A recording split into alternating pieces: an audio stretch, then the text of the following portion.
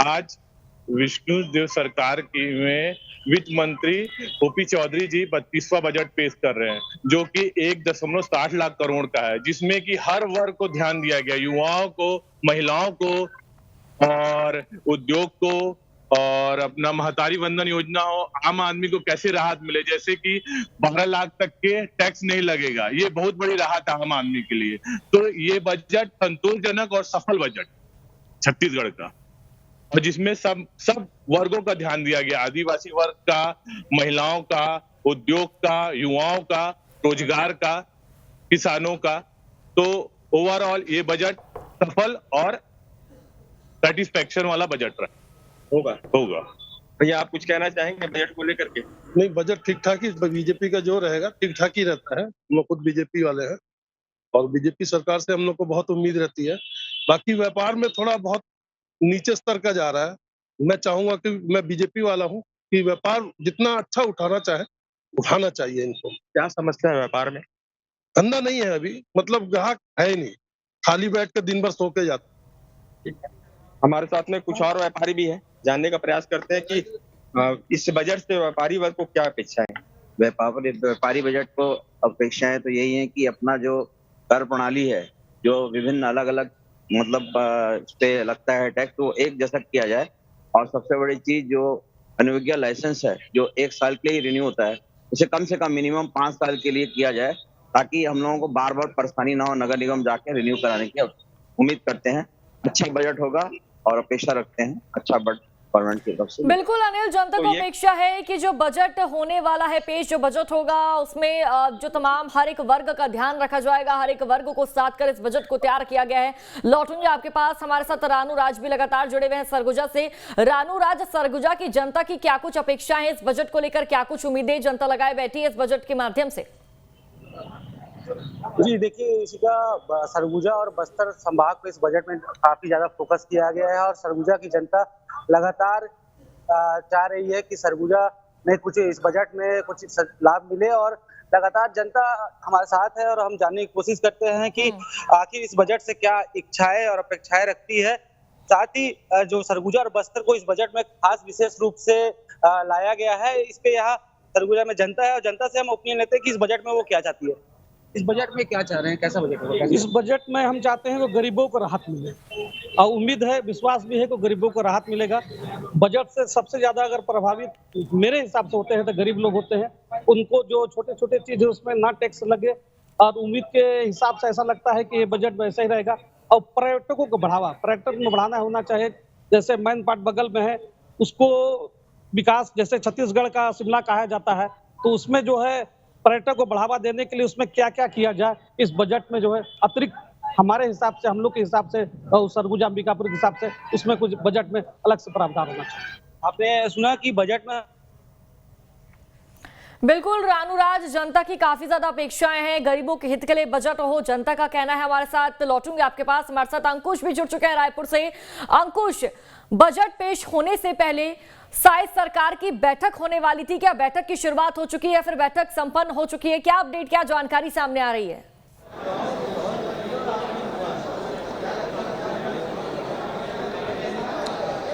देखिए, छत्तीसगढ़ का 25वां बजट पेश होने जा रहा है और 25वें बजट के ठीक पहले मुख्यमंत्री विष्णुदेव साय की कैबिनेट की बैठक बुलाई गई है। बैठक जो है मुख्यमंत्री विष्णुदेव साय केबिन में शुरू हो गई है और इस कैबिनेट की बैठक में 25वें बजट को मंजूरी मिलेगी और उसके बाद विधानसभा में बजट भाषण जो है वो वित्त मंत्री ओपी चौधरी का शुरू होगा। इस बजट से पूरे प्रदेश को भारी उम्मीदें हैं और भारतीय जनता पार्टी के विधायक रिकेश सैन हमारे साथ मौजूद हैं, उनसे समझने की कोशिश करेंगे। पूरे प्रदेश की जनता को बहुत ज़्यादा उम्मीदें हैं, आप कैसे देखते हैं ये बजट? नहीं, चूंकि छत्तीसगढ़ में भारतीय जनता पार्टी की सरकार जनता ने बनाया है, तो जनता की उम्मीदें सचमुच होनी चाहिए। और आप इस बात को यकीन मानिए, विष्णुदेव साय जी की सरकार है, किसानों के हित में, जनता के हित में, छात्रों के हित में ये बजट होने वाला है और छत्तीसगढ़ की खुशहाली की ओर एक कदम हम आगे बढ़ने वाले हैं। जिस तरीके से कहा जा रहा है कि विजन 2047 को लेकर बजट की तैयारी की जा रही है, 2047 तक विकसित भारत, विकसित छत्तीसगढ़, उसको लेकर बजट की परिकल्पना जो है वो की गई है। बजट को लेकर हर वर्ग को साधने की कोशिश की गई है, ये भी आप लोग दावे कर रहे हैं, लेकिन बजट आने के बाद वो सारी चीज़ें धरातल पर उतार पाएंगे? निश्चित रूप से देखिए 2047 विकसित भारत की ओर सभी भारतीय जनता पार्टी में शासित राज्यों में हमारी परिकल्पना है कि हम जो है 247 तक विकसित भारत बना सके। और जहां तक धरातल में उतारने की बात है, हमारा बजट धरातल का ही होता है, हवाई हमारा बजट नहीं होता। हम वही बातों की घोषणा करते हैं, वही बातों का बजट करते हैं, हमारा बजट काल्पनिक नहीं होता। और इसीलिए जो है हम धरातल पे साल भर में उस बजट को उतारने का काम करते हैं। धरातल पर लाने की बात कर रहे हैं। बजट के पहले कैबिनेट की बैठक होती है और बैठक में शराब सस्ती कर दी जाती है। शराब सस्ती नहीं की गई है।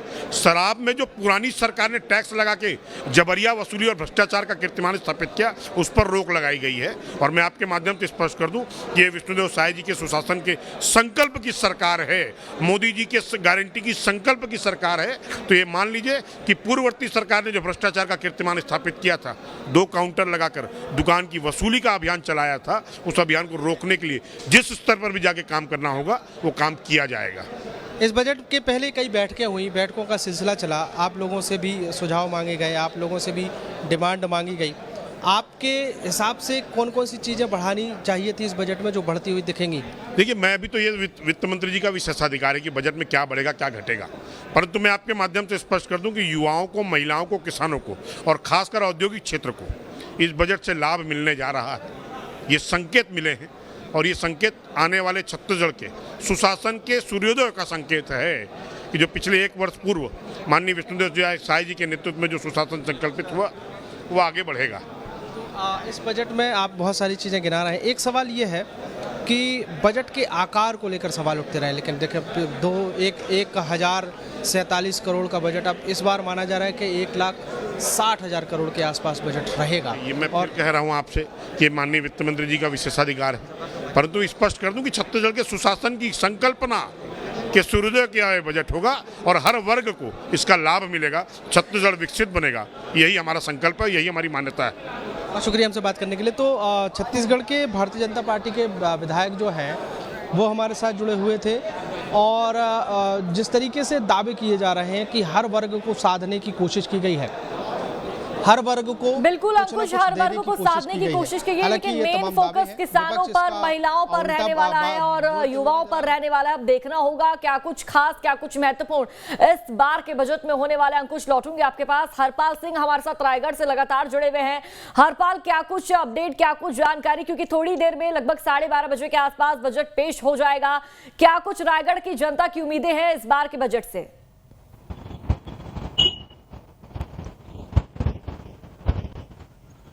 जी, निश्चित तौर पर रायगढ़ की जनता का इस बार जो है, यूं कहें कि रायगढ़ के विधायक और वित्त मंत्री ओपी चौधरी जी बजट पेश कर रहे हैं। ऐसे में काफी उम्मीदें हैं कि रायगढ़ को केंद्र पर रखा जाएगा और रायगढ़ को केंद्र पर रखकर ही इस बजट को बनाया जाएगा।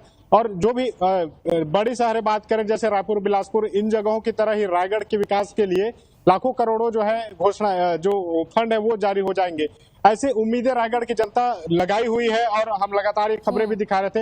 हमारे साथ रायगढ़ के लोग हैं, प्रशिक्षित वर्ग के लोग हैं, युवा पत्रकार भी हैं, समाज सेवी हैं, बातचीत करते हैं। भैया, क्या लगता है, रायगढ़ के होने के नाते रायगढ़ के वित्त मंत्री साहब बजट पेश करने वाले हैं, कितनी उम्मीदें हैं, क्या कुछ कहते हैं? छत्तीसगढ़ में सबसे पहले अपन बजट की बात करें तो छत्तीसगढ़ में जब छत्तीसगढ़ जब बना था तो वो कुछ 47,000 करोड़ या कुछ 26,000 करोड़ का बजट था। आज जो बजट है वो 1,25,000 करोड़ से ज्यादा का बजट है। ठीक है, अब रायगढ़ के मुद्दे पे, रायगढ़ की अगर उसमें हम बात करें कि रायगढ़ में क्या मिलेगा, तो रायगढ़ में अगर हमें देखें तो शिक्षा और स्वास्थ्य के क्षेत्र में 2 चीजें बुनियादी बहुत ज्यादा लोगों को परेशान करने वाली है। रायगढ़ का KIT इंजीनियरिंग कॉलेज जो कभी यहाँ की जान हुआ करता था, आज वो मुर्दा है। ठीक है, रायगढ़ का मेडिकल कॉलेज जो होता है, जहाँ पर होता है वो मेडिकल कॉलेज जो होता है वो वहाँ के लिए संजीवनी होता है। लेकिन आप रायगढ़ के मेडिकल कॉलेज में जाएं तो आपको कुछ चीजों के अलावा आपको कुछ भी सुविधा, यहाँ तक कि अगर आपको कोई मेजर, अगर आपको ब्लड सैंपल, अगर सामान्य ब्लड सैंपल के छोड़ दिया जाए तो अगर आपको अगर कुछ ज्यादा का अगर वो सैंपल करना है तो आप बाहर जाइए। सोनोग्राफी अगर आपको कराना है तो आप बाहर जाइए। आपको MRI कराना है तो आप बाहर जाइए। फिर ऐसा मेडिकल कॉलेज किस काम का? रायगढ़ में स्वास्थ्य एक चीज और, दूसरा हमारे शहर में भी अब पहले से लाइब्रेरी है, ठीक है, और आप कई हजार करोड़ करके आप नया लाइब्रेरी बना रहे हैं, आप पुराने लाइब्रेरी को आप डेवलप नहीं कर पा रहे हैं और नए लाइब्रेरी बना रहे हैं। ऐसा ऐसा ऐसा वित्तीय संयोजन किस काम का?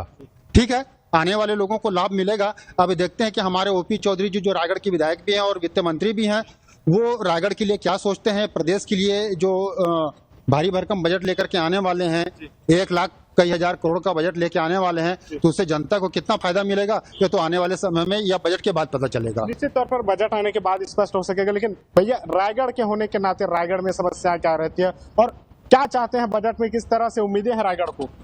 देखिए, सर्वप्रथम तो रायगढ़ के वित्त मंत्री जो हमारे प्रदेश के हैं वो रायगढ़ के विधायक हैं, और खास करके रायगढ़ जो आप देखेंगे कि पूरे प्रदेश स्तर पे नहीं वरन देश में रायगढ़ को जो प्रदूषण के क्षेत्र में जो नंबर 1 का जो तमगा मिल रहा है उस पर विशेष फोकस करना चाहिए। और अभी तक जो प्रदर्शन हमारे वित्त मंत्री जी की जो लोगों की अपेक्षाएं थी, खासकर रायगढ़ विधानसभा के लोगों की, कम से कम प्रदूषण से राहत दें, चूंकि वो स्वयं पर्यावरण मंत्री हैं, उसके बाद जब से वो मंत्री बने एक भी ऐसे कारगर उनके द्वारा कदम नहीं उठाए गए, तो रायगढ़ के नागरिक भी उनको छला जाए, जबकि उनके प्रति बहुत अपेक्षाएं थी।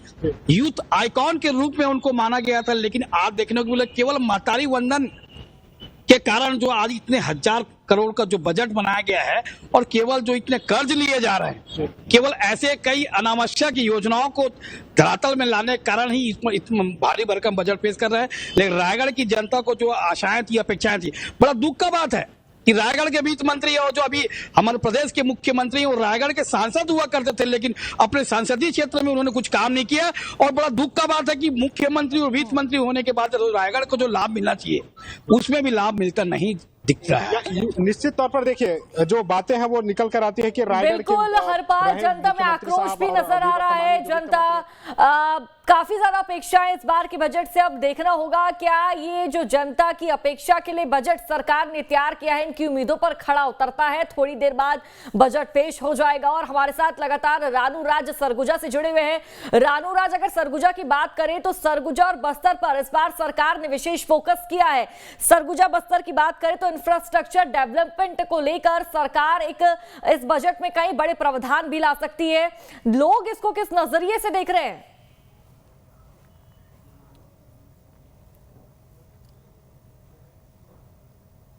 रानू राज, चले रानू राज से संपर्क साधने का प्रयास करेंगे और तस्वीरें भी आपको हम लगातार दिखा रहे हैं। देखिए, ओपी चौधरी की तस्वीरें आपको दिखा रहे हैं।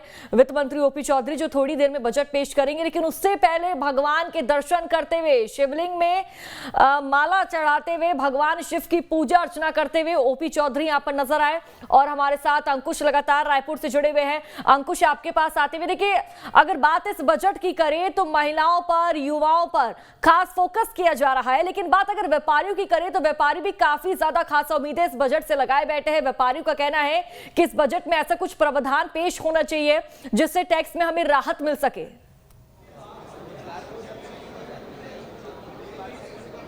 अंकुश। जी हाँ, बिल्कुल। और जिस तरीके से बजट की तैयारियां की गई हैं उसमें हर वर्ग को साधने की कोशिश यहाँ पर की गई है और सरकारी तौर पर जिस तरीके से दावे किए जा रहे हैं कि सबको बहुत कुछ मिलने वाला है। वित्त मंत्री ओपी चौधरी ने बजट पेश करने के एक दिन पहले एक प्रेस कॉन्फ्रेंस की। प्रेस कॉन्फ्रेंस में बजट के आकार को लेकर उन्होंने चर्चा की। आकार के साथ साथ उन्होंने बताने की कोशिश की कि महिला हो, पुरुष हो, मजदूर हो, किसान हो, युवा हो, बेरोजगार हो, सबको कुछ ना कुछ इस बजट में देने की कोशिश की गई है। विजन 2047 को लेकर ये छत्तीसगढ़ सरकार आगे चल रही है और जिस तरीके से प्रधानमंत्री नरेंद्र मोदी ने कहा है कि 2047 तक विकसित भारत की परिकल्पना है, उसी तर्ज पर कहीं ना कहीं छत्तीसगढ़ को भी आगे ले जाने की कोशिश यहाँ पर छत्तीसगढ़ सरकार करती हुई नजर आ रही है।